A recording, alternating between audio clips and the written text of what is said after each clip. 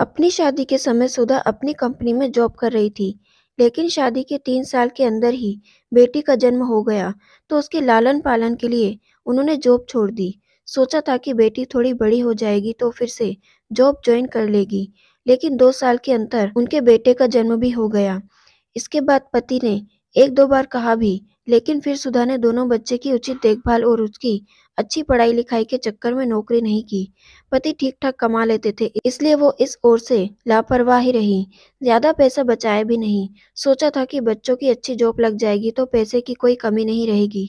लेकिन बुरा वक्त कहकर नहीं आता। पति अचानक सड़क दुर्घटना में चल बसे। बेटा नौकरी के चक्कर में बेंगलुरु गया तो वहीं का होकर रह गया। 2 साल में अब तक बस 2 दिन के लिए माँ के पास आया है, लेकिन उन्हें 10 रुपए भी देकर नहीं गया। विवाहित बेटी अपने घर परिवार में व्यस्त है। अब सुधा को अपने भाई और जेठ द्वारा दी गई मदद पर निर्भर रहना पड़ रहा है। थोड़ा बहुत वो बच्चों को ट्यूशन आदि पढ़ाकर व्यवस्थित करने की कोशिश कर रही है, लेकिन उन्हें बहुत पछतावा है कि उन्होंने अपनी नौकरी दोबारा ज्वाइन नहीं की और ना अपने जीवन के उद्धार के लिए कुछ पैसे अलग से इकट्ठे किए। सुविधा जैसी स्थिति से हमारे देश की बहुत संख्या महिलाएं जूझती हैं। अच्छी खासी पढ़ी लिखी महिलाएं भी शादी के बाद बच्चों की सही लालन पालन के लिए अपनी नौकरी या बिजनेस को छोड़ देती हैं। जो महिलाएं दूरदर्शी, क्वालिफाइड और जानकार होती हैं और शेयर या म्यूचुअल फंड्स में निवेश आदि करना चाहती हैं, उन पर भी ज्यादातर भरोसा नहीं किया जाता। दरअसल हमारी मानसिकता ही ऐसी हो चुकी है कि महिलाएं वित्तीय मामले में कम समझ रखती हैं और धन प्रबंधन का काम मूल रूप से पुरुषों के ही बस की बात है।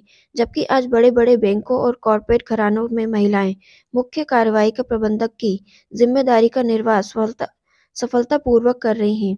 हाल तक स्टेट बैंक ऑफ इंडिया की चेयरपर्सन अरुंधति भट्टाचार्य थी, यूनाइटेड बैंक ऑफ इंडिया की चेयरपर्सन अर्चना भार्गव हैं और मॉर्गन स्टैनलेस की मैनेजिंग चार्टर अकाउंटेंट और कंपनी सेक्रेटरी जैसे अहम प्रोफेशन में भी महिलाओं की भागीदारी अच्छी खासी है। एक तरफ खुद से ज्यादा कमाने वाली या कमाने वाली महिलाओं से पतियों को तुलनात्मक हीनता महसूस होती रहती है। वो गाहे बगाहे ताना मार ही देते हैं कि कमाती तो हो, खुद को बॉस मत समझो या ज्यादा इतराओ मत। दूसरी ओर ना कमाओ वाली महिलाएं जब किसी काम के लिए पैसे मांगती हैं, तो कुछ पति बातों बातों में सुना देते हैं कि पैसे जरा देखकर खर्च किया करो। कमाने वाले को पता चलता है कि कितनी मुश्किल से पैसा कमाया जाता है। शानदार शैक्षणिक रिकॉर्ड, अच्छी खासी डिग्री और प्रतिष्ठा वाली नौकरी, ये सब होने के बावजूद ज्यादातर महिलाओं को शादी के बाद अपनी वित्तीय जरूरतों के लिए पति की सहमति और स्वीकृति पर निर्भर रहना पड़ता है। बच्चे होने के बाद बहुत सी महिलाएं जॉब छोड़ देती हैं।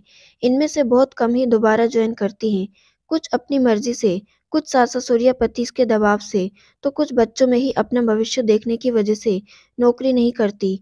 कई घर और ऑफिस दोनों जगह के दबाव को ना झेल पाने की वजह से नौकरी छोड़ने के लिए बाध्य हो जाती हैं। हालांकि कुछ समय तक तो सब कुछ ठीक-ठाक चलता है, लेकिन बाद में जब बच्चे बड़े होने लगते हैं और अपना-अपना करियर संवारने में जुट जाते हैं, तो इन महिलाओं को बड़ा अकेलापन और उपेक्षा-सी महसूस होने लगती है।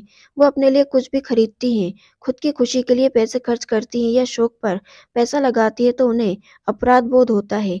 वित्तीय रूप से आत्मनिर्भर ना हो पाना इस उम्र में ही सबसे ज्यादा खलता है, क्योंकि अनहोनी कहकर नहीं आती।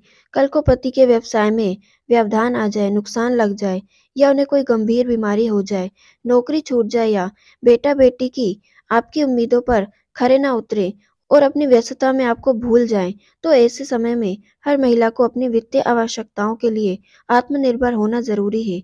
आत्मसम्मान बरकरार रखने के लिए महिलाओं की वित्तीय स्वनिर्भरता जरूरी है। निजी आवश्यकता की कई तरह की चीजें लेनी होती हैं।